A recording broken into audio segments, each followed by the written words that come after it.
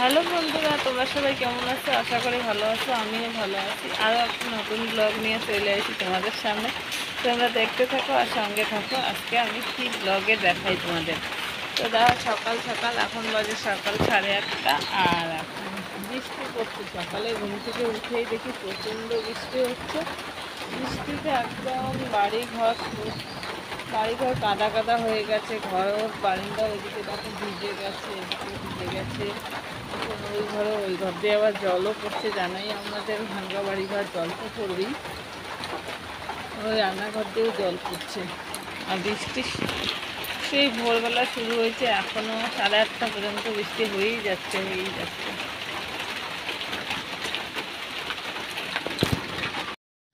বৃষ্টি তো ছাড়ছেই না, এত বৃষ্টি হচ্ছে কি আর বলবো তোমাদের। প্রতিদিন বৃষ্টি, আর প্রতিদিন বৃষ্টি হতে হতে এখন আর ভালো লাগছে না।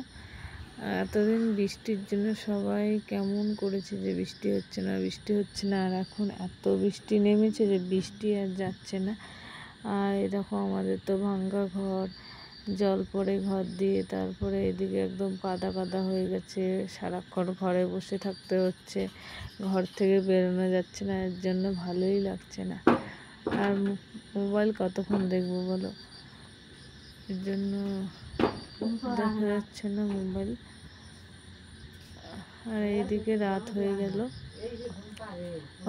সরি সকালে পাপান ঘুম থেকে উঠলো, ওকে আবার পড়তে বসালাম, লিখতে দিয়েছি। ও এখন লিখতেই চাইছে না। ও তো একদম মামাবাড়ি এসে পড়াশোনা ভুলেই গেছে, পড়াশোনা করতেই চায় না বাড়িতে, তাও পড়ে। এখানে এসে একদমই পড়ে। যে দেখো, এটা কি বানিয়েছে, দুটো গাড়ির চাকা দিয়ে একটা শোলার মধ্যে কীভাবে বানিয়েছে গাড়ি। এটা ওর বুদ্ধি। আর এইখানে দেখো, সেটা ফুটো করে আবার এখানে একটা হেডফোন গুঁজে দিয়েছে।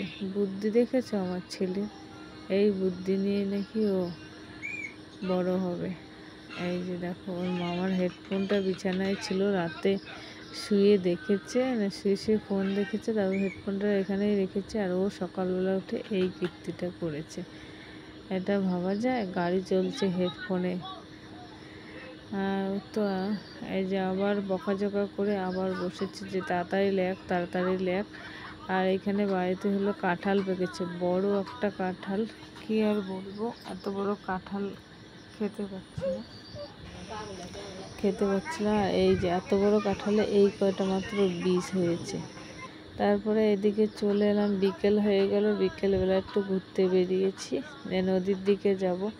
নদীর দিকে কিন্তু খুব ভালো লাগে বসে থাকতে, একটু হাঁটতে রাস্তা দিয়ে, নদীর একটু হাওয়া, ঠান্ডা ঠান্ডা হাওয়া পেতে খুবই ভালো লাগে। আর বাড়িতে আর কতক্ষণ বসে থাকবো, এর জন্য একটু প্রতিদিনই এইদিকে চলে আসলাম। মায়ের ছাগল এদিকে বেঁধেছে, ছাগল দেখতে আসলাম।